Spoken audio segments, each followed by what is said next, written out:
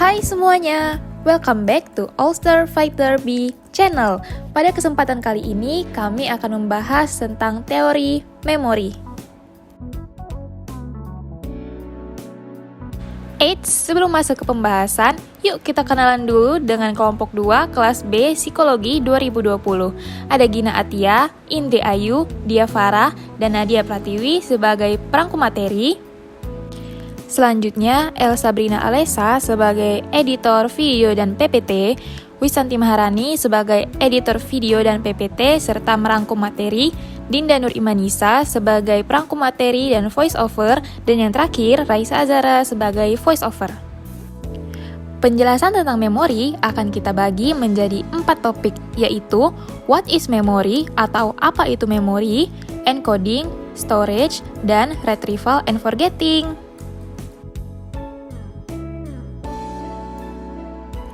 Topik pertama, what is memory? Apa sih memori itu? Memori atau ingatan merupakan penyimpan terhadap informasi dari waktu ke waktu. Psikolog pendidikan mempelajari bagaimana informasi itu ditempatkan dalam memori, bagaimana informasi disimpan setelah melakukan penempatan, dan bagaimana informasi itu diambil kembali dari memori untuk digunakan dengan tujuan tertentu nantinya. Psikolog pendidikan juga menekankan pentingnya untuk melihat tidak hanya bagaimana anak-anak menambahkan sesuatu ke dalam ingatan mereka, namun juga bagaimana mereka dapat aktif dalam membangun ingatannya. Nah, ada 3 kegiatan penting dalam memori, yaitu encoding yang merupakan proses mendapatkan informasi ke dalam memori. Yang kedua, storage yang merupakan proses menjaga atau menyimpan informasi dari waktu ke waktu. Dan yang ketiga, ada retrieval yang merupakan proses mengambil informasi dari penyimpanan. Nah, ketiga kegiatan ini akan dibahas lebih rinci lagi pada penjelasan selanjutnya. Yuk, disimak! Yang pertama, encoding, yaitu mendapatkan informasi ke dalam memori. Encoding atau pengodean memiliki banyak kesamaan dengan perhatian dan pembelajaran. Contoh dari encoding adalah ketika mahasiswa mendengarkan dosennya, berarti dia sedang mengkodekan sebuah informasi ke dalam memorinya. Nah, proses encoding itu ada 5. Yang pertama, rehearsal. Yang kedua, deep processing. Yang ketiga, elaboration. Yang keempat, constructing image. Dan yang kelima adalah organization. Yuk, simak penjelasannya. Rehearsal, yaitu pengulangan yang sadar terhadap informasi dari waktu ke waktu untuk meningkatkan panjang waktu informasi tersebut tersimpan dalam memori. Contohnya, ketika kita membuat janji untuk bermain bersama teman saat hari libur, kita cenderung untuk mengulang tanggal dan waktunya. Misal, hari Sabtu, jam 10 pagi.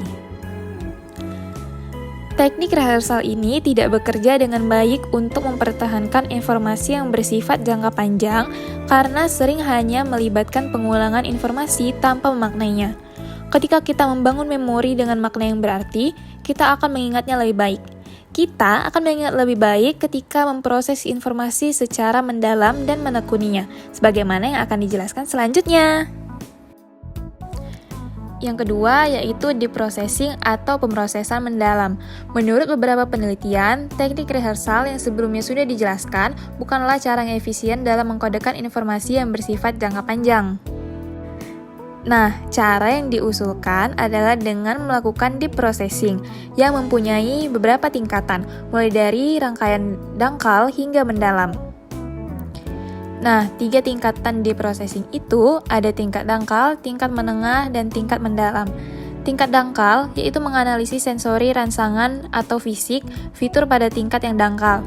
Teknik menengah yaitu mengenali stimulus dan memberikan label, contohnya mengidentifikasi objek berkaki 4 dan mengeong sebagai kucing. Tingkat mendalam yaitu memproses informasi semantik dalam maknanya. Contoh, jika kita melihat sebuah perahu, kita mungkin akan berpikir kapan terakhir kali pergi memancing di perahu dan apa jenis perahu itu. Yang ketiga yaitu elaboration. Psikolog kognitif menyadari bahwa ada lebih banyak lagi cara yang lebih baik untuk pengkodaan dari sekedar kedalaman pemrosesan. Mereka menemukan bahwa memori mendapat manfaat dari penggunaan elaborasi yang mengacu pada luasnya informasi dalam proses pengkodaan. Penggunaan teknik elaborasi ini berubah secara perkembangan. Contohnya, remaja lebih cenderung menggunakan elaborasi secara spontan daripada anak-anak. Mengapa sih elaborasi bekerja dengan sangat baik dalam pengkodaan? Nah, salah satu alasannya adalah bahwa hal itu dapat menambah kekhasan memori. Proses pencarian akan lebih mudah jika kode memorinya unik. Yang keempat, constructing image. Ketika kita membangun gambaran tentang sesuatu, kita sedang mengelaborasi informasi. Alan Paivio berpendapat bahwa ingatan disimpan dalam salah satu dari dua cara, sebagai kode verbal atau kode gambar. Paivio mengatakan bahwa semakin mendetail dan membedakan kode gambar, maka semakin baik ingatan Anda tentang informasi tersebut. Para peneliti telah menemukan bahwa mendorong anak-anak untuk menggunakan perumpamaan dalam mengingat informasi verbal bekerja lebih baik untuk anak-anak yang lebih tua daripada untuk anak-anak yang lebih muda. Yang terakhir, organization. Semakin banyak seseorang menyajikan informasi secara terorganisir, maka semakin mudah orang lain akan mengingatnya. Salah satu strateginya adalah chunking, yang berarti strategi memori organisasi yang bermanfaat yang melibatkan pengelompokan atau pengemasan informasi ke dalam unit tingkat tinggi yang dapat diingat sebagai unit tunggal. Nah, setelah membahas encoding, selanjutnya kegiatan penting dalam memori yang akan kita bahas adalah storage. Storage merupakan proses menyimpan informasi dari waktu ke waktu. Setelah seseorang mengkodekan informasi, ia perlu mempertahankan atau menyimpan informasi tersebut. Ada 3 jenis memori berdasarkan kerangka waktunya. Yang pertama, memori sensorik, yaitu berlangsung sepersekian detik hingga beberapa detik. Yang kedua, memori jangka pendek, berlangsung sekitar 30 detik. Dan yang ketiga, memori jangka panjang, berlangsung seumur hidup. Pembahasan lebih lanjut tentang memori sensorik, yaitu memori sensorik menyimpan informasi dalam bentuk asli hanya untuk sekejap. Memori sensorik untuk suara hanya beberapa detik saja, sedangkan memori untuk gambar visual hanya berlangsung sekitar seperempat detik. Selanjutnya, memori jangka pendek.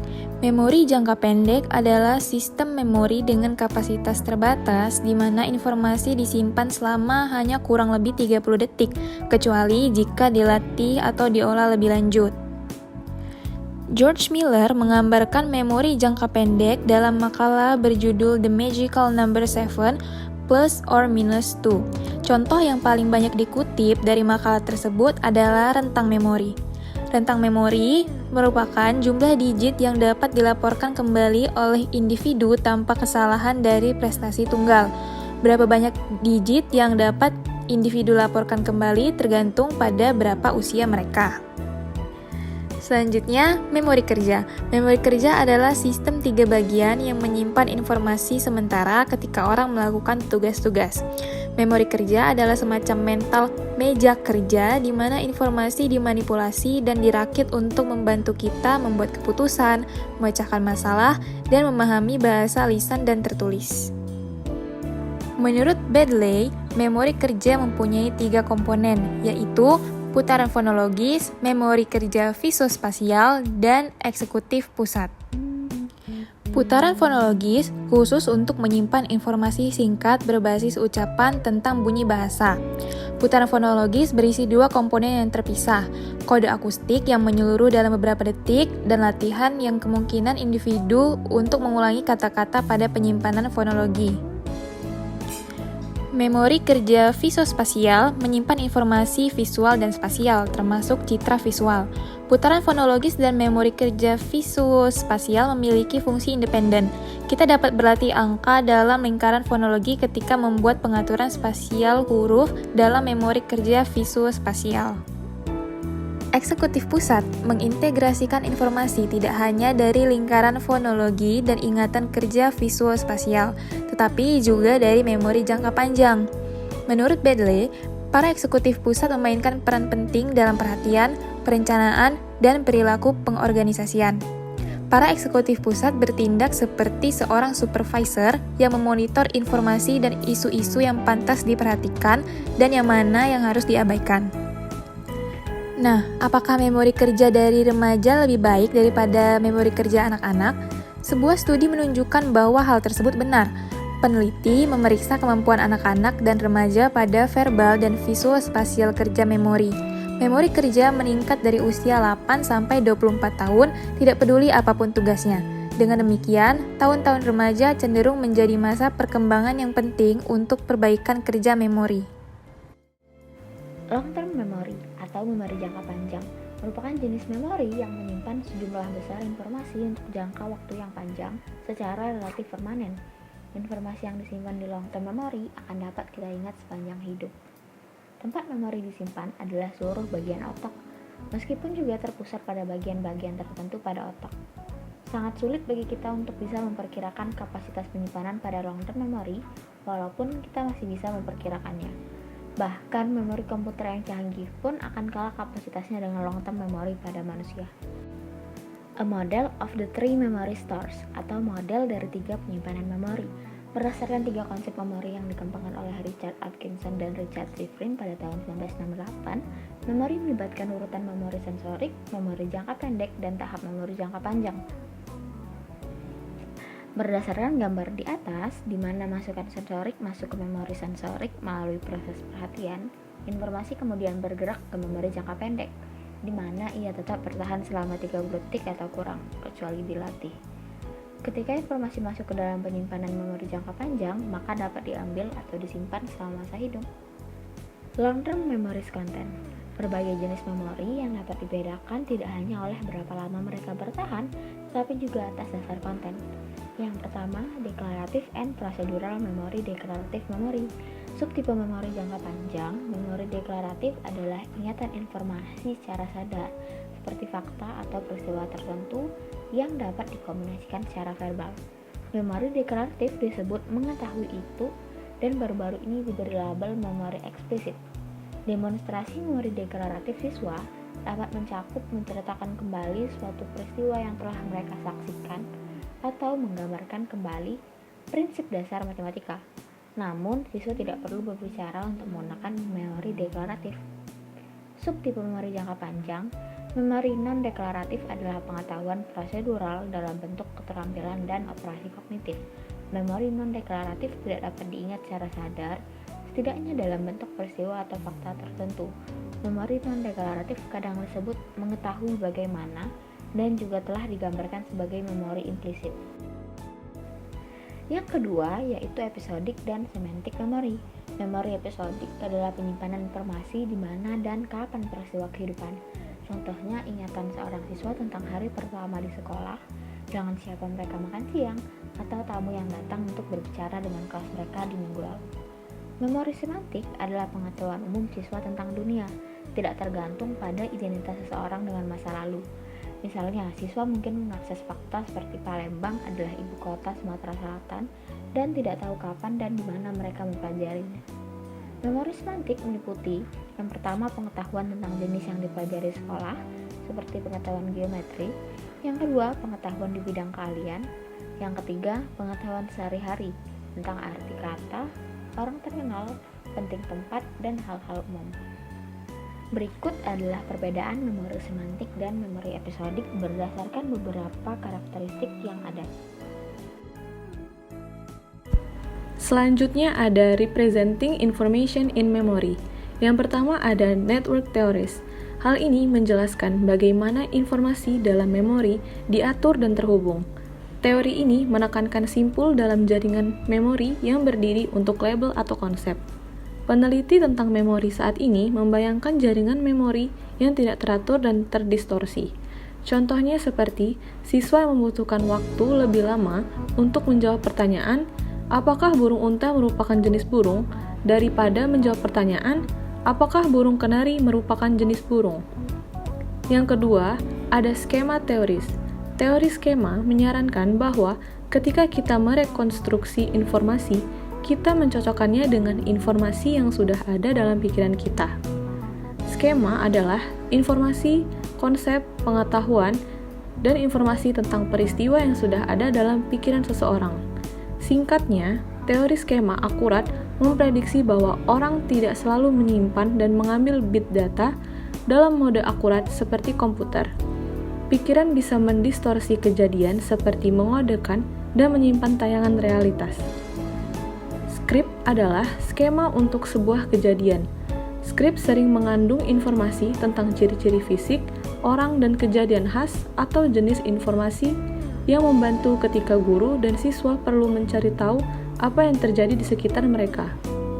Dalam skrip untuk kegiatan seni, siswa akan cenderung mengingat berdasarkan pengalaman masa lalu bahwa Anda akan menginstruksikan mereka pada apa yang harusnya menarik, seperti mereka harus memakai celemek di atas pakaian mereka.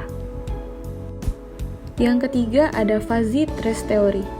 Teori ini merupakan variasi lain dari bagaimana individu merekonstruksi ingatan mereka yang menyatakan bahwa ketika individu mengodekan informasi, maka akan diciptakan dua jenis representasi memori. Yang pertama, ada jejak memori verbatim yang terdiri atas rincian yang tepat, dan yang kedua, jejak kabur atau inti yang merupakan ide sentral dari informasi. Misalnya, perhatikan seorang anak yang diberi informasi tentang tokoh hewan peliharaan yang memiliki 10 burung, 6 kucing, 8 anjing, dan 7 kelinci. Kemudian, anak itu ditanya dua jenis pertanyaan yang berbeda. Pertanyaan yang pertama, itu merupakan pertanyaan verbatim, seperti berapa banyak kucing di toko hewan peliharaan, 6 atau 8. Dan pertanyaan yang kedua, itu merupakan pertanyaan inti, seperti apakah Anda lebih banyak kucing atau lebih banyak anjing di toko hewan peliharaan? Para peneliti telah menemukan bahwa anak-anak prasekolah cenderung mengingat informasi kata demi kata lebih baik daripada informasi inti.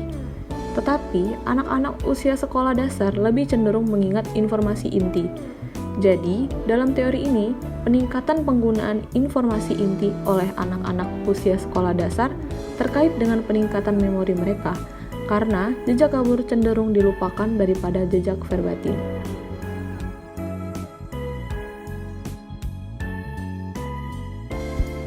Materi selanjutnya yaitu retrieval and forgetting.